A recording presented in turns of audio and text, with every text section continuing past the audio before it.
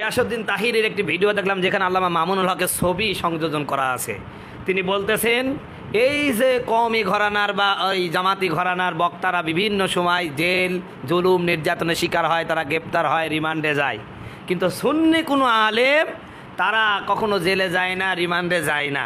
আসলে ওই কওমি ঘরানার জামাতি ঘরানার উলামায়ে কেরাম তারা অলি বিরোধী, তারা অলিয়া উলিয়াদেরকে মানে না, অলিয়া উলিয়াদের সাথে ভালো ব্যবহার করে না, মাজার টাজার দেখতে পারে না, এই জন্য এদের পরে বিবাদ আসে। আর আমরা যারা সুন্নি আছি মাজার টাজারকে খুব ভালোবাসি, অলিয়া উলিয়া মানি, যার কারণে আমাদেরকে এরকম বিপদের সম্মুখীন হতে হয় না। আমি গিয়াসউদ্দিন তাহিরিকে বিনয়ের সাথে বলছি, ভাই আপনি তো মাযহাব মানেন, হানাফি মাযহাব অনুসরণ করেন এবং হানাফি মাযহাবের একজন বীর সিপাহ সালার আমি মনে করি। আপনি এত কিছু পড়লেন কিন্তু আপনার মাযহাবের ইমাম আবু হানিফা রহিমাহুল্লাহ তার জীবনীটা মনে হয় পড়েন নাই। আপনি জানেন ইমাম আবু হানিফা রহমতুল্লাহ আলাই তিনি জেলখানায় আবদ্ধ ছিলেন এবং তাকে এমন রিমান্ড দেওয়া হয়েছে, তার মায়ের সামনে তাকে চাবুক দিয়ে পিটানো হতো এবং ওই পিটানির চোটে তার শরীরের চামড়া পর্যন্ত খসে আসতো। গিয়াসউদ্দিন তাহিরকে বলি, ভাই আপনি সুন্নি ওলিয়া উলিয়া মানেন, এই জন্য আপনার বিপদ আসে না, সরকার আপনার কাছ থেকে দোয়া নেয়, আপনাদের প্রতি সরকারের বিশেষ সুদৃষ্টি আছে। তাহলে ইমাম আবু হানিফা রহিমাহুল্লাহ কোন অলির সাথে বেয়াদবি করেছিল যে ইমাম আবু হানিফা রহমতুল্লাহ আলাইয়ের পিটায় চামড়া পর্যন্ত তুলে ফেললো? আর আপনি বলছেন সুন্নি আলেমদের কিছু করে না। আলাউদ্দিন জিহাদিকে কয়েক বছর আগে গ্রেপ্তার করে পাছায় ডিম দিল, তিনি সুন্নি ছিলেন না? এই সমস্ত আজগবি গাঁজাখড়ি গল্প এই মুহূর্তে বলে আপনি মানুষের বাহবা নিয়ে খুব বড় দাবি করতেছেন, আপনি তো পৌঁছতেছেন। হ্যাঁ, আপনাকেও ভালোবাসি, কী জন্য? আপনার কারণে বাংলাদেশের অনেক ইউটিউবার এবং টিকটকারের খাদ্যের যোগান হয়, কাঁচামালের যোগান আপনি দিয়ে থাকেন এই দেশের ইউটিউবার এবং টিকটকারদের। এই জন্য আপনার অবদানও বাংলাদেশে কম নেই, কিন্তু মানুষ কমেডিয়ান হিসাবে আপনাকে নেয়। কিন্তু আপনি কমেডিয়ান করবেন ঠিক, কিন্তু আলেমদের ব্যাপারে এরকম বিষোদগার যদি করেন তাহলে সাধারণ মানুষ কিন্তু আপনাকে সেরকম ধুলাই দিবে, এটা মনে রাখবেন।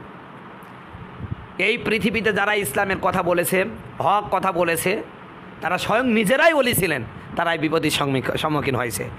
শাইখুল ইসলাম আল্লামা ইবনে তাইমিয়া রহমতুল্লাহ আলাই, ইমাম তাইমিয়া তিনি জেলে আবদ্ধ হয়েছেন। এছাড়া ইমাম আহমদ ইবনে হাম্বল রহমতুল্লাহ আলাই জেলখানার মধ্যে এমন কোনো নির্যাতন নাই যে তাকে করা হয় নাই, তাকে বেহুশ করে দেওয়া হয়েছে মাইরে। সর্বশেষ আর একটা কথা বলি তাহেরি ভাই, আমার নবী মুহাম্মদ রাসূলুল্লাহ সাল্লাল্লাহু আলাইহি সাল্লাম সে আবি তালিবে 3 বছর জেলে ছিলেন। তাহলে আপনি কি রসুলের চেয়ে বেশি হয়ে গেলেন নাকি? বেশি বড় অলি হয়ে গেলেন?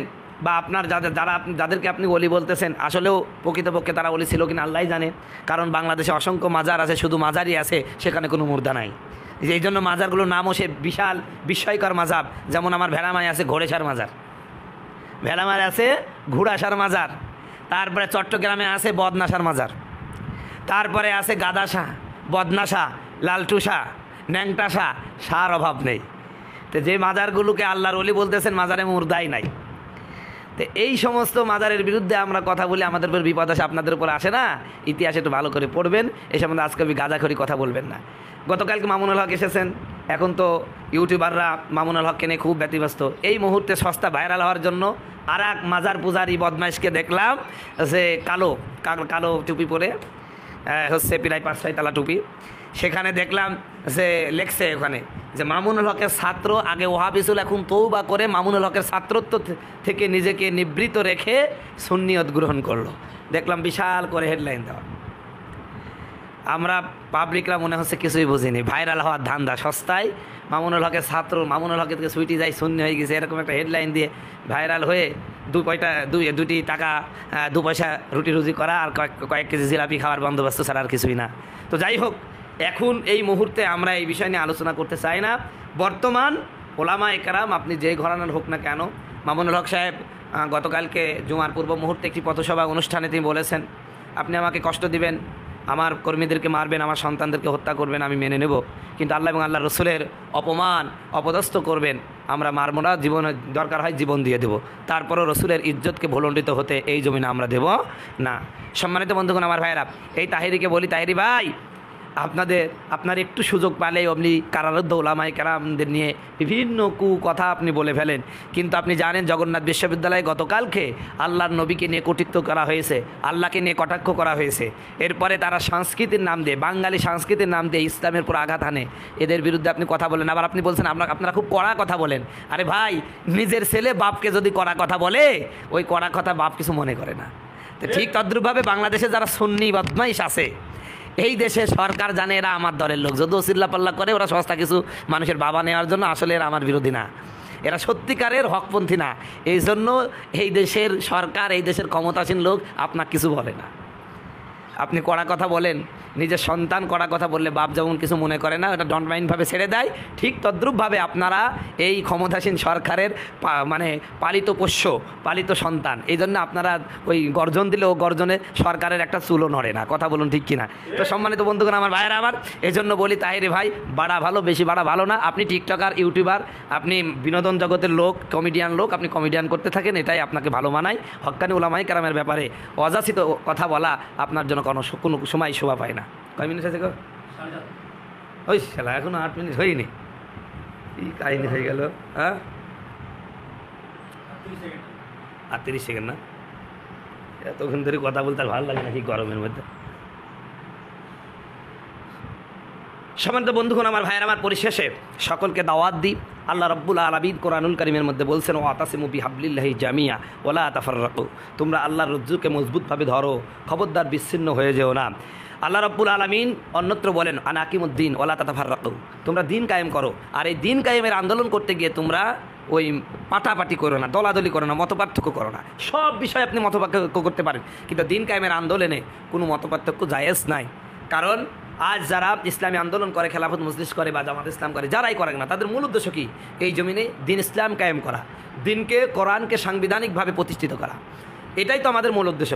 সুতরাং আপনি চরমনা করেন, আপনার ব্যক্তিগত আকিদা আছে, ব্যক্তিগত আপনার নজরিয়া আছে, ব্যক্তিগত মতাদর্শ আছে। জামাত ইসলাম আপনি করেন, আপনার ব্যক্তিগত মতাদর্শ আছে। খেলাফত মজলিস আপনি করেন, আপনার ব্যক্তিগত মতাদর্শ আছে। এমন ব্যাপারে আপনি সুন্নি, আপনার ব্যক্তিগত মতাদর্শ আছে। কিন্তু আপনিও কিন্তু ওয়াজের মাঠে আপনি একই কথা বলেন যে এদেশে ইসলাম কায়েম করতে হবে। তাই ইসলাম কি একা একা কায়েম হবে? একা একা কখনোই কায়েম হবে না। একা একা কায়েম হবে না বলেই এই দেশের প্রত্যেকটা ইসলামী দলকে একত্রিত হতে হবে। আমি মনে করি বাংলাদেশের প্রতিটা ইসলামিক দল যদি এক হয়ে যায়, আর বাংলাদেশের প্রতিটা মসজিদের খতিব যদি তাদের খেতাবতের জায়গা থেকে, তাদের মসজিদের মেহরাব থেকে এই দিন কায়েমের ডাক দেয়, ইনশাআল্লাহ এই বাংলাদেশে ইসলাম কায়েম হতে বেশি সময় লাগবে না। এদেশে সাধারণ মানুষও চায় এদেশে ইসলাম কায়েম হোক, কিন্তু আমরা 3 হুজুর 14 মত, যার কারণে সাধারণ মানুষ আমাদেরকে বিশ্বাস করতে পারে না। ভাই হুজুর আপনার পিছনে যাব, আপনার তো নিজেরই মতিগতি ঠিক নাই।